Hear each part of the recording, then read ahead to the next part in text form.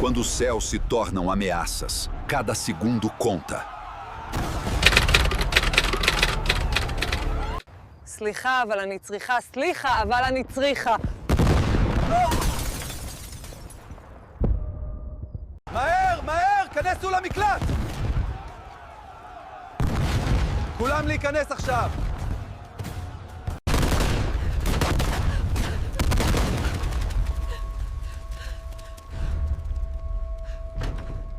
סליחה, אבל אני צריכה... Pense nas profecias milenares cobrindo exatamente o teatro de guerra do Oriente Médio, com nações antigas cujos nomes ecoam até os dias de hoje. Você já se perguntou se as antigas profecias falam diretamente de nações atuais? Será que a Bíblia menciona uma aliança liderada por povos do Oriente Médio contra Israel? E como entender, à luz das Escrituras, o papel do Irã nesse cenário? Respostas claras para suas inquietações. 1. Sim, textos como Ezequiel 38:39 falam de um príncipe de Ros, que muitos estudiosos identificam com a Pérsia, atual Irã, unindo-se a nações do norte contra Israel. 2. As Escrituras apontam para uma coalizão formada por Pérsia, Lídia e demais reinos que, em linguagem simbólica, se encaixam no perfil do Irã moderno. 3. Ao considerar o contexto histórico de Daniel e Ezequiel, percebemos que tais profecias têm aplicação tanto ao exílio babilônico quanto a um conflito escatológico, possivelmente nos últimos dias. Se inscreva no canal, deixe seu like, compartilhe este vídeo e comente abaixo, porque revelações surpreendentes virão, e a última delas será a mais poderosa de todas. Desde os tempos em que Daniel interpretava sonhos na corte da Babilônia, Jerusalém era cercada por impérios cujo destino estava selado nas Escrituras. O profeta Daniel anuncia que após a queda da Pérsia antiga, um rei do sul e um rei do norte se levantarão em luta feroz. Daniel 11:40-45.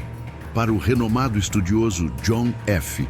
Alvord, esses versículos descrevem um conflito final entre blocos de nações do sul, Egito, Sudão e aliados, e do norte, Irã, Turquia e nações pós-soviéticas.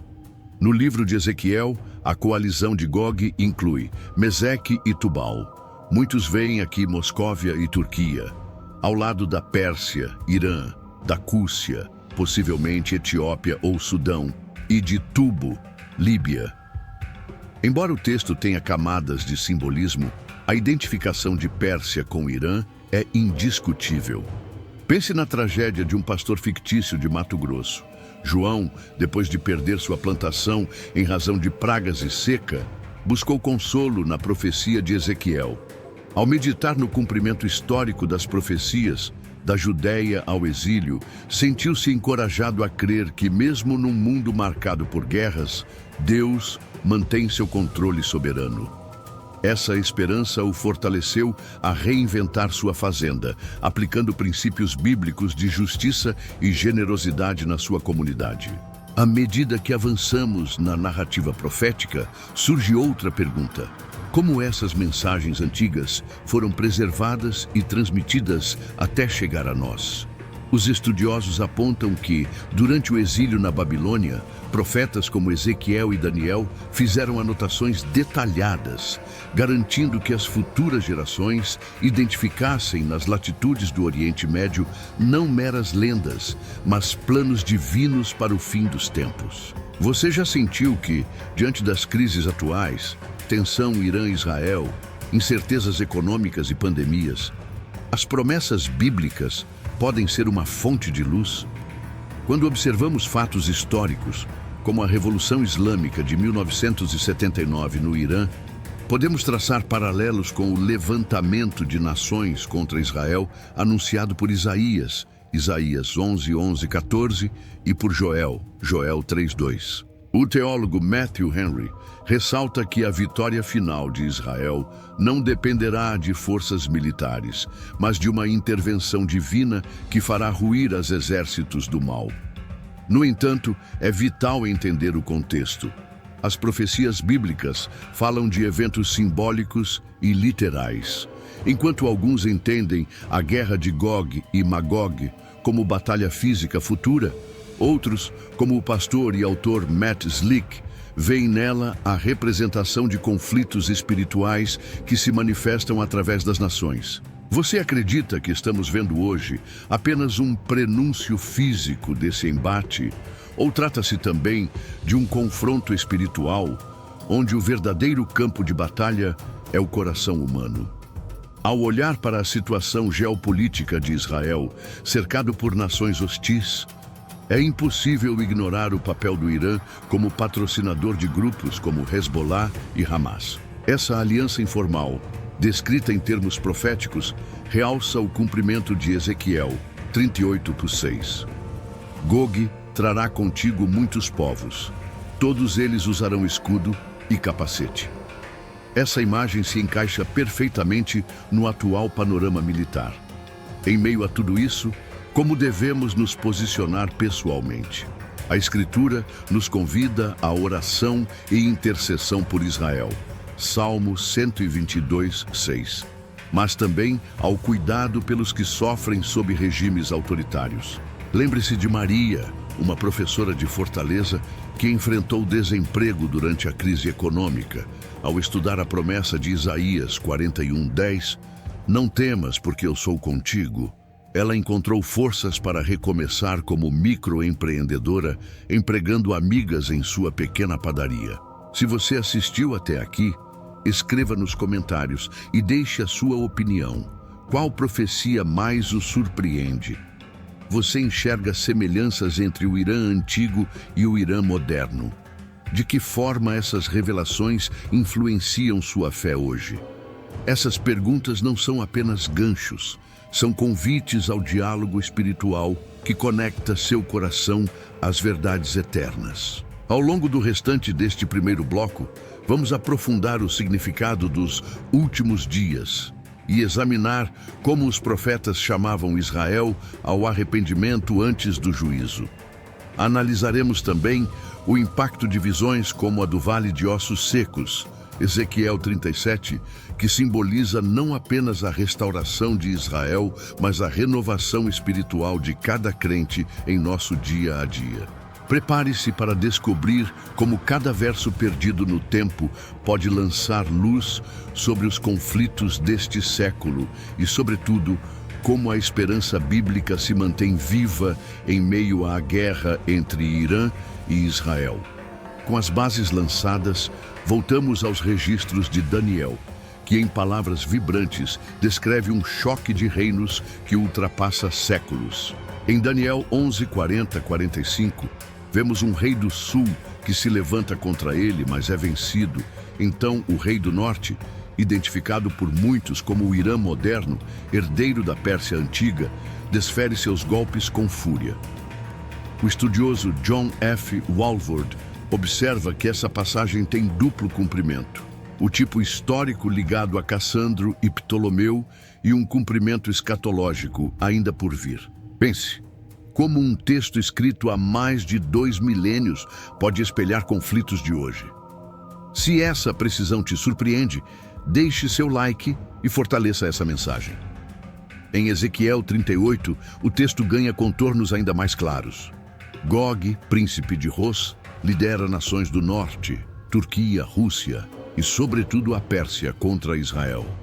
O teólogo Jürgen Becker destaca que a restauração de Israel em 1948 causou preocupação entre potências regionais, encaixando-se no cumprimento literal dessa profecia. Imagine a cena. Exilados retornam à sua terra, enquanto exércitos se reúnem no planalto de Magog. Maria, professora de Salvador, ao estudar esse texto, encontrou consolo ao perceber que Deus preserva seu povo mesmo diante de alianças ameaçadoras.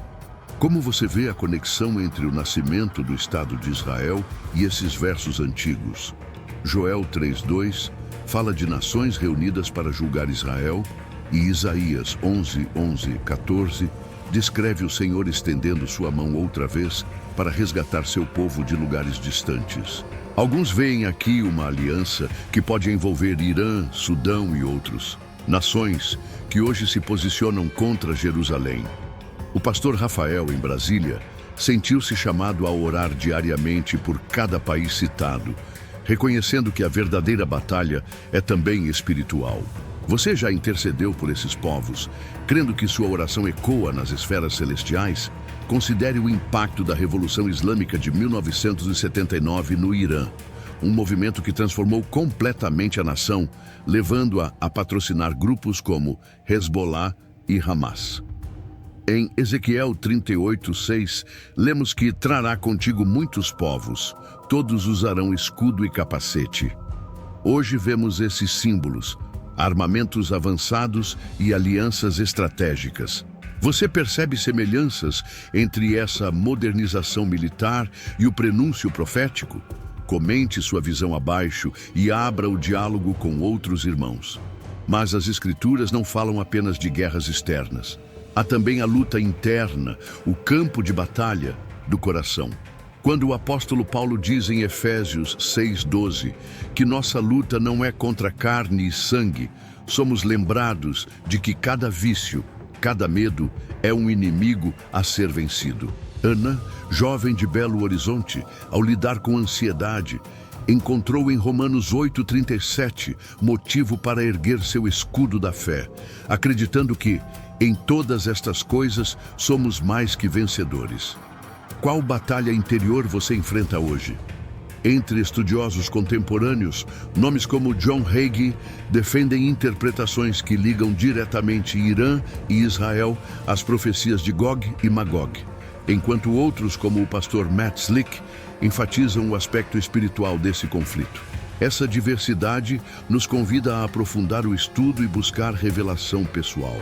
Que autor bíblico mais influenciou sua compreensão sobre o fim dos tempos? Compartilhe e enriqueça esta conversa. No Brasil, diversas comunidades se fortalecem ao perceberem que a soberania divina segue imutável. Pedro, empreendedor no Rio Grande do Sul, enfrentou a crise econômica de 2015 com dívidas e portas fechadas. Ao meditar em Jeremias 29:11, ele entendeu que Deus traça planos de paz e, inspirado pelas lições de restauração de Ezequiel, reconstruiu seu negócio com ética e solidariedade. Que versículo você recorre quando tudo parece perdido?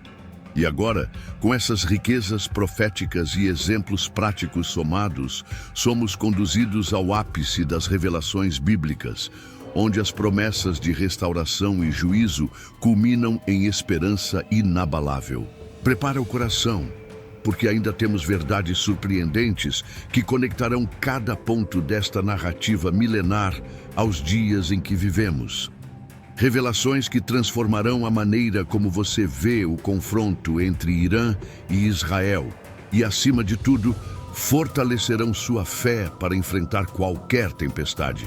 Conforme avançamos nesta narrativa milenar, chegamos ao ponto em que todas as profecias convergem num único desfecho avassalador. Em Zacarias 14:2, lemos que todas as nações se reunirão contra Jerusalém para guerrear. Linguagem que ecoa no presente quando potências regionais se movimentam em torno de Israel. Imagine drones sobrevoando o deserto de Negev, ao mesmo tempo em que antigas palavras hebraicas ganham vida nos relatórios de inteligência. Mas o texto não para aí. Zacarias continua: o Senhor sairá e lutará contra aquelas nações. Zacarias 14:3. É a promessa de uma intervenção direta de Deus nos assuntos humanos, exatamente como o teólogo R.C. Sproul ressalta. Não nos enganemos, é o próprio Senhor quem vira o curso da história.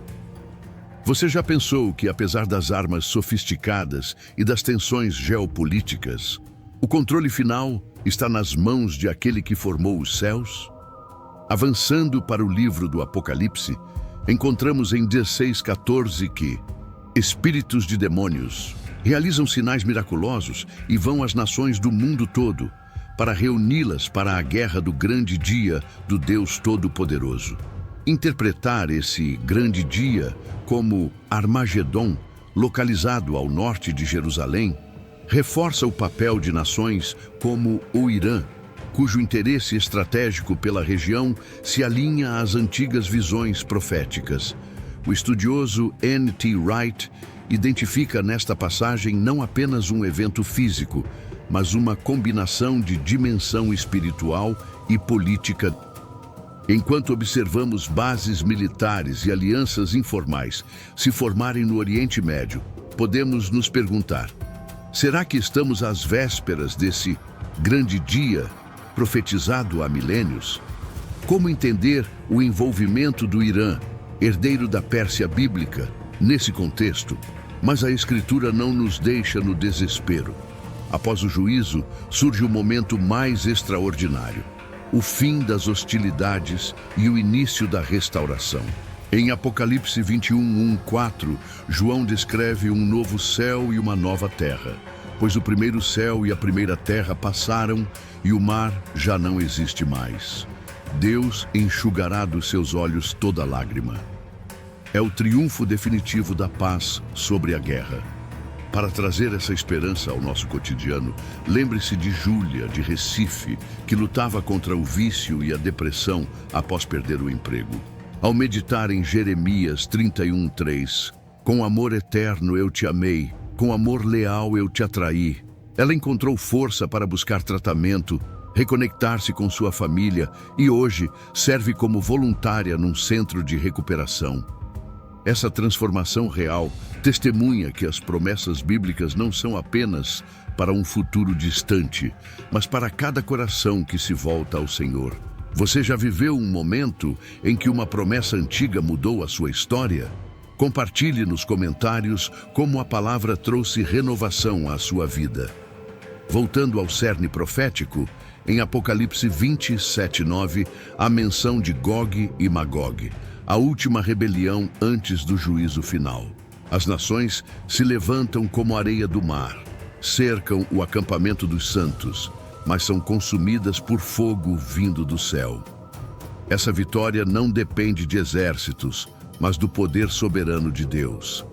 O pastor John MacArthur observa que essas imagens visam fortalecer a fé do crente, mostrando que por mais numerosa que seja a oposição, o propósito divino prevalecerá. E qual é a nossa postura diante dessas cenas grandiosas? A Escritura nos chama à intercessão e à justiça. Em Isaías 62:6-7, somos convocados a manter vigília pela paz de Jerusalém até que a restauração esteja completa. Que tal dedicar alguns minutos hoje para orar por uma nação específica, por uma família em conflito ou por alguém que enfrenta doença? Antes de encerrarmos, imagine o impacto de viver como mensageiro dessa esperança. Paulo afirma em 2 Coríntios 5:20 que somos embaixadores de Cristo. Cada ato de bondade, cada palavra de consolo, cada oração intercessória revela ao mundo o Deus que luta pelas nações e pelos corações. Se este vídeo tocou o seu espírito, inscreva-se agora e faça parte desta comunidade que busca entender as Escrituras e vivê-las plenamente. Deixe seu comentário contando qual profecia bíblica mais fortaleceu a sua fé e compartilhe com um amigo que precisa deste encorajamento. Na tela final, você verá 2 vídeos essenciais: Ezequiel e o Vale de Ossos Secos, Restauração Profética, e Daniel 11, explicado, de Pérsia a Irã moderno. Clique neles para aprofundar seu conhecimento e descobrir como a história de Israel pode inspirar a sua caminhada hoje. Obrigado por ficar até aqui. Até o próximo vídeo.